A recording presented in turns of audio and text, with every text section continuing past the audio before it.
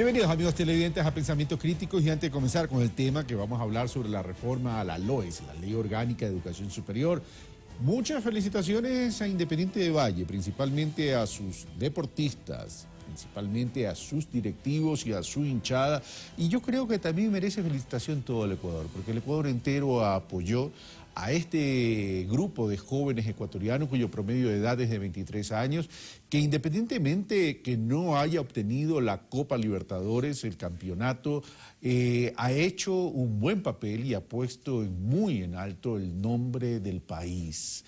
Insisto, a pesar que se puedan malinterpretar mis palabras cuando la polarización política dejó de ser racional, a los procesos hay que respetarlos. Y me refiero al proceso, en este caso, deportivo de Independiente del Valle. La prueba está que se puede llegar con organización, con planificación, con disciplina y con estrategia.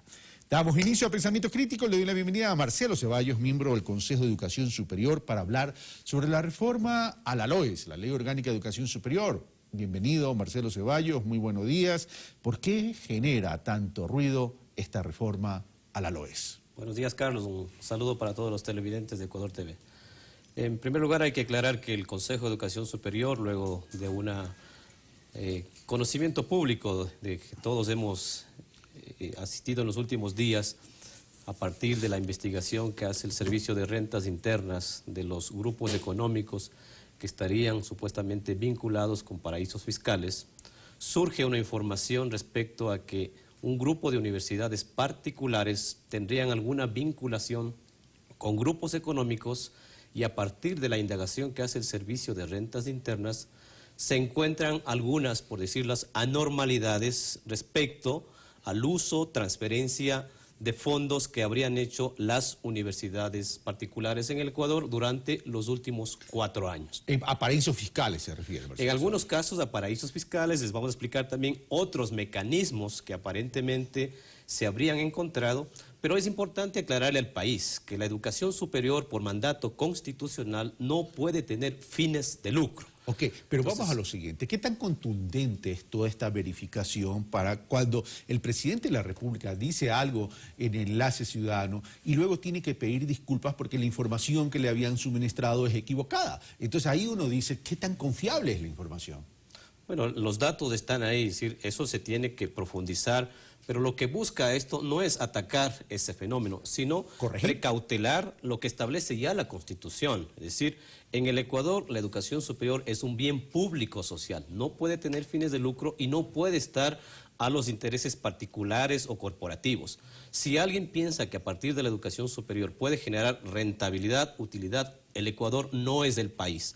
Podrá haber otros países en los cuales es legal, es legítimo que el servicio educativo, sea que se gestione a través de una institución pública o a través de una institución particular, genere rentabilidad. En el caso ecuatoriano, la Constitución del 2008, incluso la del 98, ya definía que la educación superior no puede tener fines de lucro. Por lo tanto, la propuesta que estamos trabajando es para precautelar ese bien público Pero ahí social. tendríamos que hacer una diferencia entre lo que sería fines de lucro y lo que sería rentabilidad. La rentabilidad presente no es mala en la educación. No es mala. Siempre y cuando se reinvierta en los mismos procesos de educación. El fin de lucro se estaría perfeccionando el momento que alguien particular se beneficia del reparto de utilidades. Entonces habría que hacer esa diferencia. Exactamente. Porque si no estaríamos diciendo, bueno, las universidades no deben ser superávit. No, las universidades tienen que ser sostenibles, obviamente, en el tiempo, en forma, porque un proyecto universitario no se la hace para un ciclo económico, para un ciclo de gobierno. ¿Cómo piensa la ley corregir entonces este tema que ustedes dicen, a partir de lo que hemos encontrado, hemos visto la necesidad de hacer una reforma a la LOES? Primero, darle facultades al Consejo de Educación Superior y al propio Servicio de Rentas Internas, que en este momento no tenemos respecto a lo que puede ser la supervisión, ¿no es cierto?, el pedido de información para, precisamente en el marco de lo que establece la Constitución y la Ley Orgánica de Educación Superior, evitar cualquier, ¿no es cierto?, artificio que puedan hacer las propias universidades respecto a desviar sus fines para los cuales fueron creadas. En ese marco hay una propuesta que hemos enviado ya a la Asamblea Nacional de 9 artículos. ¿Que consiste en qué? Consisten fundamentalmente, el primero, digamos, enfocar y profundizar lo que ya establece la Constitución, la ley, que la educación superior, sea esta particular o sea pública, una vez más, no puede tener fines de lucro. Lo segundo es que dentro de la facultad que tiene el Consejo de Educación Superior de regulación, coordinación del sistema, se puedan emitir las normativas correspondientes para que en el marco de la autonomía las universidades puedan, ¿no es cierto?, hacer ejercicio responsable. Las universidades tienen que rendir cuentas a la sociedad y también estamos estableciendo que en el caso de las auditorías financieras, de los ejercicios fiscales, también se rinda cuentas respecto, una vez más, a la prohibición de lucro, al Consejo de Educación Superior y al Servicio de Rentas Internas. Ahora, pero vamos por parte en relación a este tema para pasar también a otros temas. Esto es lo que establecen los artículos que ustedes están planteando en la reforma a la LOES. Así es. Pero ¿qué pasa con aquellos que ustedes dicen haber detectado ciertas irregularidades asociadas a grupos económicos y en otros casos a colocación de recursos en paraísos fiscales? Porque eso no puede quedar así. Es decir, uno, ¿está ya 100% confirmado? ¿No vamos a volver a tener un incidente que el presidente de la República tenga que pedir de nuevo disculpas? Y si ya está confirmado, ¿cuál va a ser la sanción? Bueno, esa es la otra parte, ¿no? La propuesta de reforma también establece tipificar algunas sanciones para corregir esto si es que efectivamente se ha dado, pero que hay que estar claros que la ley no puede tener efecto retroactivo. Es decir, el proyecto también establece, digamos, en este sentido, una etapa de transición. Si las instituciones han generado, digamos, estas condiciones que están saliendo de esta disposición constitucional y legal, van a tener el plazo de 1 año para hacer esas correcciones, porque lo que busca la norma no es castigar, no es cerrar ninguna institución, sino prevenir, ¿no es cierto? Porque esto al final tiene incidencia, Carlos, en el caso de una institución de educación particular. En el supuesto caso de que se estuviesen, por ejemplo, transfiriendo recursos, ¿no es cierto?, o hubiese destino hacia rentabilidad de lucro, los costos de los aranceles estarían incorporando en el costo que el estudiante y la familia paga por el servicio educativo, un valor que en realidad no es por la prestación del servicio, ¿no es cierto? Entonces, el Consejo ya ha establecido regulación respecto a los aranceles, pero en los valores, ¿no es cierto?, si usted analiza las cifras que en este caso informado el SRI, nos llama la atención que en los últimos 4 años un grupo de universidades hayan sacado más de $200 millones de recursos hacia el exterior. Y no han sido precisamente para comprar bienes, insumos, equipos tecnológicos, etcétera. Y de este saldo, digamos, de lo que ingresa y de lo que sale, regresan alrededor de 20 millones y tenemos un saldo de 180 Ahora, millones. Cuando usted habla ciertas universidades, ¿está hablando de universidades que reciben algún tipo de beneficio, algún tipo de subsidio, algún tipo de aporte del Estado ecuatoriano? Ninguno. Estamos hablando de básicamente de las universidades particulares autofinanciadas, porque hay que recordar que del grupo de 26 universidades particulares, 8 reciben rentas y asignaciones del Estado. Ok, pero usted me dice, Marcelo, que la sanción no puede ser retroactiva, tendría que ser a partir de incurrencias o transgresiones una vez que sea aprobada la reforma a la LOES. Pero igual se ha estado violentando, si esto fuera así, el marco constitucional, el marco legal vigente en el sentido de que no pueden tener fines de lucro. Entonces aquí, viva la fiesta, a transgredir la ley y las sanciones serán para después, si es que te portas mal, pero no ahora cuando me he portado mal. Claro, lo que pasa es que hay un principio básico, ¿no?, que las normas rigen para futuro. No podemos... Pero eso es la reforma, pero me refiero que ahorita no hay estipulado ningún tipo de sanción. Es que no está estipulado, exactamente. Ese es un tema, por eso estamos proponiendo la reforma. Pues para que el CES ejerza su capacidad regulatoria, tiene que establecerse, en el caso de las sanciones, solamente se pueden establecer por ley. El Consejo de Educación Superior no puede, en un reglamento, tipificar una falta que no está establecida en la ley. Ahora, pasemos a otro tema que tiene que ver con el ruido que ha generado este tema de la reforma a la LOES. Las universidades de posgrado, sobre todo, están nerviosas no solo por la falta de puntualidad en la transferencia de sus asignaciones, sino porque se dice que pueden perder la posibilidad de mantener convenios internacionales, porque ahora esos convenios internacionales se hacen a un lado para tener que suscribir eventualmente, se dice así, con la CENESID. y no reconociéndose entonces que los acuerdos internacionales están sobre cualquier tema nacional. Bueno, eso hay que aclararlo al país, que en el Consejo de Educación Superior no se ha discutido siquiera, ni se ha hablado. En el Consejo, pero en la ley. En la ley tampoco. El proyecto que estamos planteando es un proyecto público. Tiene 7 artículos y lo que busca una vez más es evitar, subsanar, si es que ese es el caso, esta posible presunta violación constitucional. No hay ninguna mención, porque además no la podría tener, Carlos. Flaxo y Andina son universidades de carácter internacional, que se han establecido a través de convenios internacionales. Y en derecho hay una cosa simple que se dice: las cosas en derecho se hacen como se deshacen, o se deshacen como se hacen, perdón. Entonces, si estas universidades fueron amparadas legalmente a través de un tratado internacional, pues el procedimiento es que el Estado ecuatoriano, en el supuesto caso de modificación o alteración a su estatus, debería denunciar el Tratado Internacional de Constitución de la Universidad Andina o de Flaxo, y eso tiene un procedimiento que no está, primero, en manos del Consejo, y la Asamblea tendría que iniciar. Por lo tanto, no hay posibilidad incluso legal en el supuesto. Eso lo dice Marcelo Ceballos en calidad de miembro del Consejo de Educación Superior, pero el Consejo de Educación Superior va por el mismo camino de la visión del Ejecutivo.